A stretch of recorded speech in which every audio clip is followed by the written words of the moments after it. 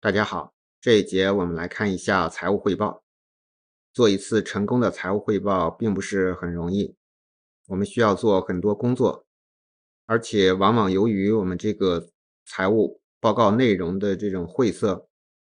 那么导致呢我们汇报的效果可能并不是很理想。比如说，对方可能没有听懂，或者没有听进去或者错误的理解我们的意思错误理解这个数据的关系等等。那下面呢，我们来看一下就是我们有什么样的方法来解决这样的问题。那么最重要的一点呢，就是不要向我们的这个交流对象展示属于后台的东西。所谓后台的东西就是比如说很大量的数据然后这个密密麻麻的这种公式等等。大家都经常在用软件这个 Windows 大家觉得这微软的 Windows 比较好用，但是我们很少能看到它后台那些代码，对吗？我们看到的都是前台这种非常直观的这种操作这种界面，用户的界面非常友好。但其实它后台其实都是一行行的代码，我们很少看到，包括其他的应用程序，我们用的财务系统都是这样。所以用户界面呢一定要友好。如果说我们的这个财务报告是一个产品的话，那么我们就是产品经理我们一定要追求很好的就是这个用户体验我们报告的这种阅读者，我们汇报的这种对象呢，都是我们的用户我们要注重从他们的角度出发怎么让他们能够更好的理解我们这个使用我们这个产品。那很重要的一点就是不要展示这些后台的东西所以我们之前提到的，在一些 Excel 的这种模板或者是模型里边那么它三位一体的这种架构既是数据源又是这种模型公式的载体同时呢还是报表输出这样的一个载体。那么这种呢就是比较有问题的那它展示了太多不必要的东西出去其实有些东西是这个汇报对象是没必要去看的我们只需要其实展示其中一小部分结论性的给他就可以了。其实他也只需要看那个东西，而且他只对那个东西感兴趣所以至于说我们中间怎么算出来的或者说写了一些什么样的公式这些呢可能对这种报告的使用者来说并不是特别的重要。所以我们理解了这一点呢，我们最好是修改一下我们的这种报告的设计包括我们汇报的时候汇报的内容的这种更正。比如说我们只展示那些最关键最核心的那种指标或者是信息而把那些辅助性的或者说那种支持性的数据以及这种信息呢都把它藏起来。比如说我们做的一个 Excel 报表上，那么这种属于后台的东西呢，我们全部把它放在一个单独的表格上，然后作为后台的这种计算表格。然后前台呢就是一个漂亮的仪表板，一个报表信息不多，但是呢都非常的关键重要这样的话呢，用户看到这个他看的时候只需要去看那个仪表板就可以了。至于说后台这些密密麻麻的公式和数据的话他可以不看的我们如果觉得有必要也可以把那些后台的表藏起来实际上一个非财务专业人士，他看这种财务的报告的话，他的感觉就像看这个图一样就是一团乱麻一头雾水看不太懂的所以这是给大家建议的第一点当然就是对方如果有必要看的话，他觉得需要看的话，你还是可以提供给他的我们呢就是建议大家把这种设计分开好，这是第一点那么我们看一下第二点，就是与之相反的就是不展示后台东西的与之相反的，就是我们要拿起一个可视化的武器现在数据分析可视化是一种潮流，我们并不是因为说要去追逐这个潮流才做这种数据的可视化，而是说呢，数据可视化它之所以现在形成趋势，是有这个很重要的原因就是确实它满足了用户的需求。那我们呢也是这样哈，我们尽量使用这种可视化的方式来做这个汇报啊，比如说这个图表啊，多用一些直观的方式啊，图表、仪表板哈。那个我们可以简单浏览一下啊，我们可以使用哪些可视化的武器，主要是一些数据分析可视化的工具。如果我们只是使用 Excel 呢，那 Excel 里的图表就是一种很好的选择。如果我们有更专业的这种数据可视化的工具，当然更好，比如说这个 Power BI 啊，一款自助式的商业智能，那它同时也是一款很好的、很出色的这个数据可视化分析的工具啊。我们可以在这个课程8里边，我们也简单给大家看了啊，那个像 Power BI 做出来的仪表板也是非常的专业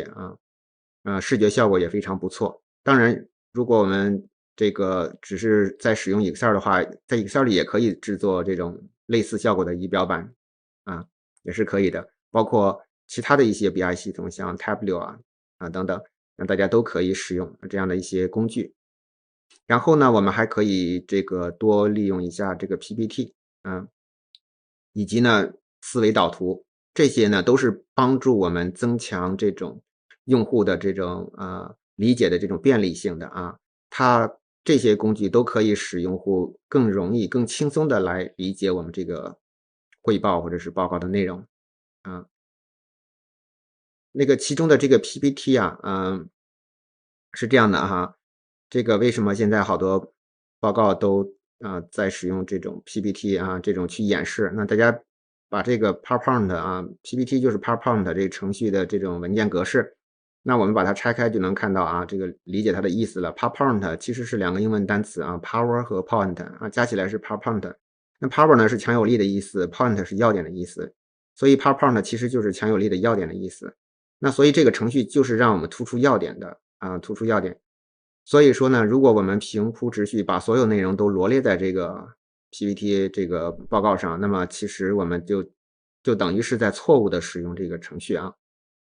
正确的使用方法就是一定要让重点突出啊，要把那个最重要的信息突出出来，那么这才叫 PowerPoint 啊。那么这种设计呢，其实也是效果最好的啊，它也是 PowerPoint 的本质和精髓。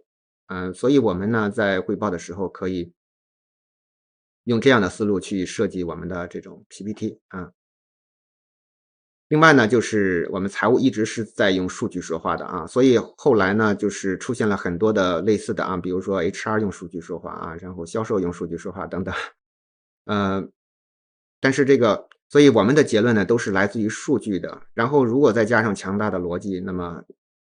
么就等于是一次成功的汇报了哈。就是说呢，我们还除了这个数据啊，就是我们的这个结论完全来自于数据这一点啊，这一点是非常重要的。除此之外呢，我们这个逻辑啊，汇报的时候这个逻辑性也是非常重要的。呃，下面我们看一下啊，怎么增强我们这个逻辑性呢？当然有很多方面啊，但是其中有一点就是有一本名著啊，畅销书吧，也不能叫名著啊，就是畅销书叫《金字塔原理》。那么这本书里呢，就是写了这个如何去写文档和做这个演示啊，然后里边谈到的一些很好的原则啊。那么其中很重要的一条呢，就是说呢，就要先说结论，先说结论啊。因为比如说我第一句话就说我的意思，我的主要意思是什么，那么你可能跟对方交流的时间可能很短啊。那么有一个著名的电梯测试啊，其实就是麦肯锡公司它这个考核咨询顾问的哈。那么在麦肯锡公司，它的咨询顾问去见客户之前呢，都要先做这个电梯测试。公司内部呢有一个职位叫做电梯测试员，他专门就是测试这些咨询顾问的啊。这个测试内容是这样的，就是说假设你去找客户谈项目，结果客户跟你说呢，现在我要出门哈，我只有坐电梯的这30秒钟，然后和你谈啊，你利用这30秒钟跟我说一说。那么就要求呢，你在这30秒钟之内呢，把你的项目说清楚啊。所以电梯测试员就模拟这一场景，他在那里听你讲啊。如果通过了这个电梯测试，你说的非常清楚，那么 OK， 你可以去见客户了。如果没有通过这个测试呢，那对不起，你回去继续练习啊，一直到通过测试为止。所以这个呢，对我们来说是一个很好的启发，就是说你怎么能够在非常短的时间内把你的主要意思传递给对方，然后让他明白啊，而且说的清楚啊，把一个复杂的事情说的这个特别容易理解。那么这个要做到这一点是需要训练和练习的啊。所以这个呢，就是这个金字塔原理呢，其实就是指导我们呢去能够做到这一点哈，就是那么它的其中有一个很重要的就是说你要先说结论，因为在你说完这一句话，第一句话之后，对方就已经明白了你的主要的意思，对吗？然后你可以再继续展开说为什么我这样认为啊，我有这样的结论，然后一二三，然后你可以逐层展开，形成一种金字塔的这种结构。但是就算时间非常短，那么其实你第一句话说完的时候，对方已经明白你的意思了啊。所以，我觉得他这个观点呢还是挺好的，尤其是在做汇报工作的时候啊，最避讳的就是从底下说起啊，